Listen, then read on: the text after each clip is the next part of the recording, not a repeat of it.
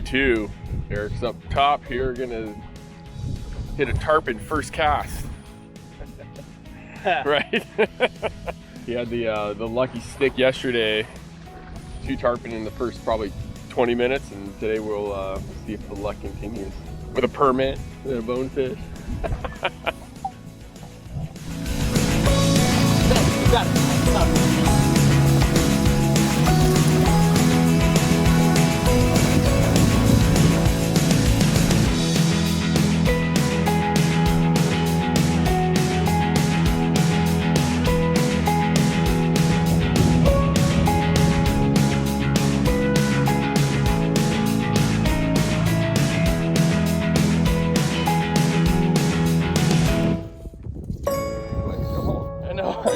I'm trying to crank the drag.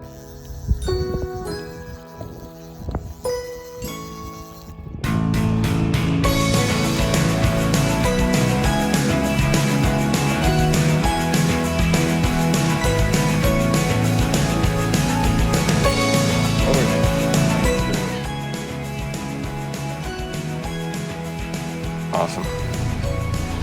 Okay, Eric got it done once again. Blake did fish out of the way for you. Yeah, he gets the other fish out of the way, so I get to just walk. But we need some lucky beers to turn our luck around here. So, cheers to beers and permit. Cheers! Woo! Okay, we just saw a permit. Went right by one. The lucky beers did it. Wow, look at that thing.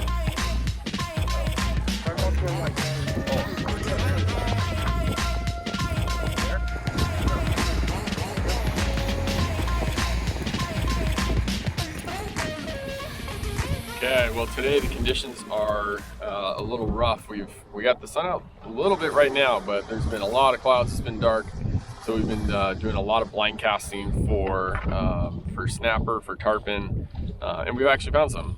We hooked a really nice tarpon earlier. We've been hooking some snapper too, but we're gonna come up with a new game plan now, and hopefully the sun sticks around a while longer. Okay, we just had lunch. We're gonna go check out a Bonefish flat and wade, and then come back and see if we can find a permit when the tide is up a little bit more. The clouds kind of burned off and we actually have some sun out, which we're hoping to see some permit because we've been looking for a couple hours and haven't seen any. So hopefully the sun sticks around and then we stick a couple bonefish. No.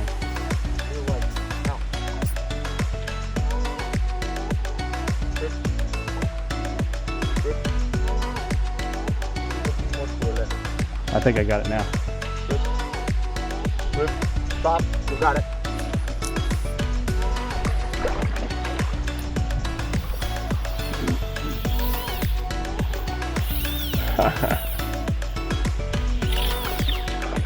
Woo! Look at it go!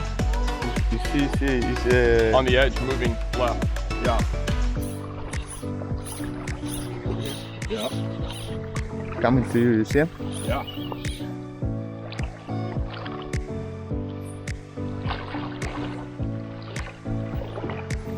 It's moving to the right. Right, coming to you. Little left. Turn to the left. You want your bonefish? He want it. No, get away. He want it. The shark chased it.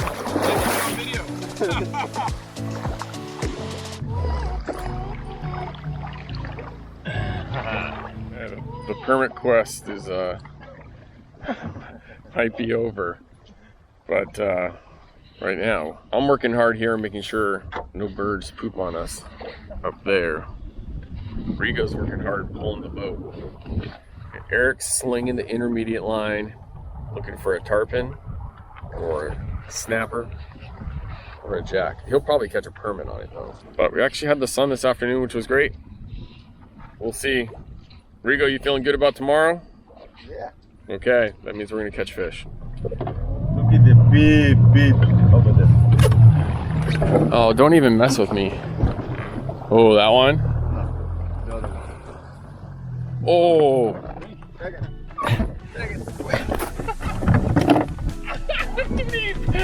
Jump. Jump, it's not deep for you. Jump.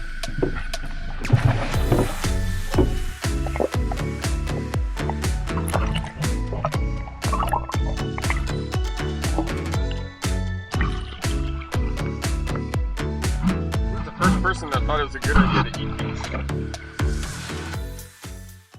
One of the things that I hear from people when they discover I'm going to Cuba is they ask about Cuban cigars, and Cuban cigars are special. The dirt that they grow the tobacco in is supposedly the reason why that the tobacco is so incredible. With our group this week, we got a bunch of different cigars, and I was going to give you kind of an overview of what we picked up, and just talk a little bit about what you can expect if you come down here and go on a trip with us.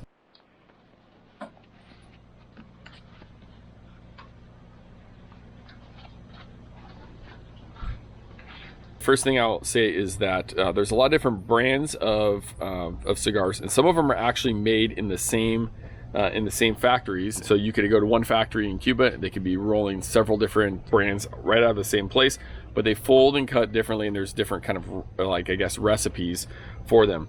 But there's also a lot of different sizes, and so I want to give you a couple examples. So here is the Ramon Ayones, and these are the small club Coronas, and it's a smaller cigar. So if that's something that you prefer, not having a giant cigar, these are great. And it's a box of 25. They end up being $3.65 per cigar, which for those of you that smoke cigars, you know that's a pretty good deal for an exceptional cigar. These are the Romeo y Julietas, and these are the wide Churchills. So if you've heard of Churchill cigars, that's a lot of tobacco, right? I mean, it burns for a while. Cohibas are definitely probably the ones that are most well known. This one comes in a very nice, fancy wooden box. It's beautiful. Look at this. Okay, so this is the Coronas Especiales, and there's 25 of them in a box. So this box was $350 and for all of these. This is though, I mean, this is the cream of the crop. This is premium stuff right here for sure. This is the Monte Cristo number 2 with the torpedo shape, and these are incredibly popular. This is considered a very large cigar as well. So these are more smooth, like the Paragas ones, right? Paragas. Those are a little bit spicier. And this is the Romeo y Julieta, and this is they come in a tube, and these are great. They have a pretty big box of Churchills, 25 of them. I really like the Romeo and Julietas because if you're not an avid cigar smoker and you're just an occasional smoker like myself, then they're really mild. They're pretty easy. This is one of the boxes I bought just for on the boat. This is the Romeo number 2, and so you can see, so good cigar. The tubes actually come with like a cedar lining in them as well, and so pretty cool how they do that.